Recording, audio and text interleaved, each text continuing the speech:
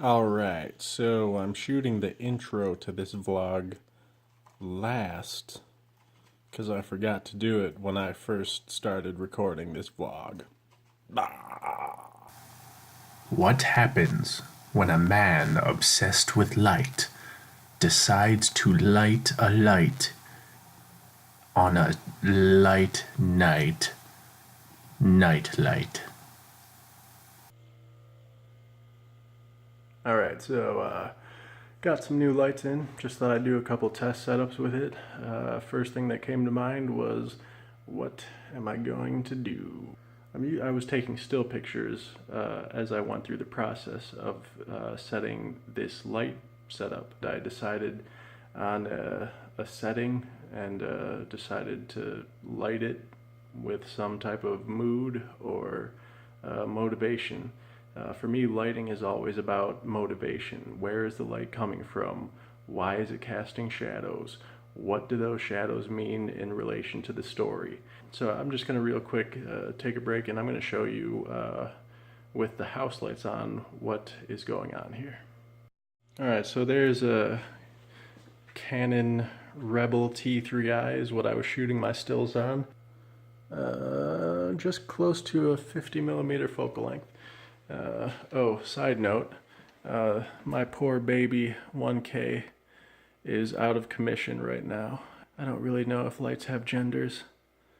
My baby is sad.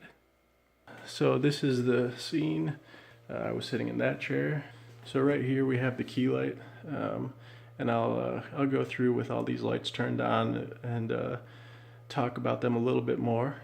I've got this light bouncing off of a white air duct grate.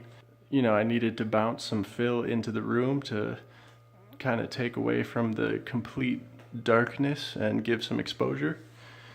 Yeah, this is the mess. You can say hi to my birds though. There's the, whoa, whoa, look at that, whoa. Oh, whoa. Back to what I was saying.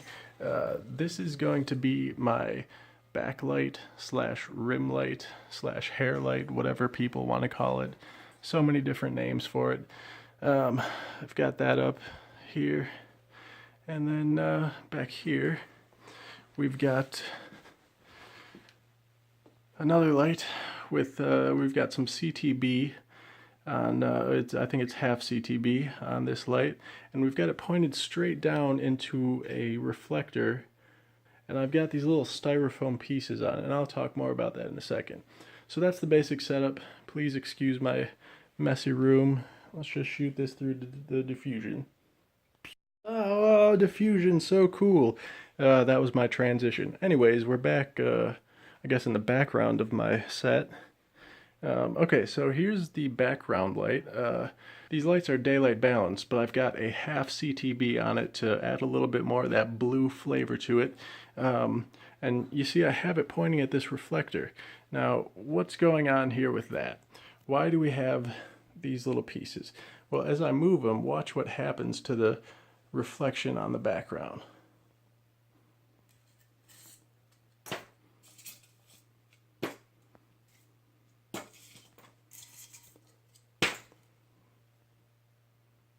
I don't know if you could tell with my phone camera, but the slight shadow patterns of the light bouncing around change up just a little bit.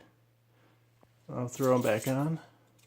So as I throw these on, I'm going to put that one, where do I want to put that one? I'm going to put that one. You start to notice that these little shifts occur. Oh, that would have been a good one. Let's take that away and see what it looks like. Yeah, I should have had one there. That looks awesome. And just, well, maybe tilted just a little bit right there.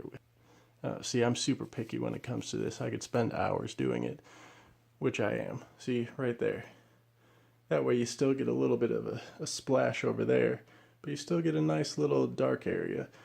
So it gives that texture to the background, and that's the reason why I did this. Hair light, rim light, backlight, whatever you want to call it. And I have that pointed straight directly at the back of my head. The light barn door is positioned so that the light does not interfere with the camera. So that's very important. You don't want to have a huge flare like that showing up in your picture if you're trying to take a candlelight picture. In here, there's our key light, and here's our fill light. Now, I guess I didn't really talk about this before, but you may notice some weird gels on these lights. Well, this one's not quite weird.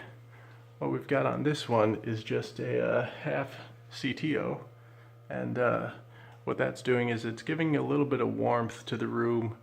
Now, the gels that I have on here, I have one yellow gel, and I have one red gel.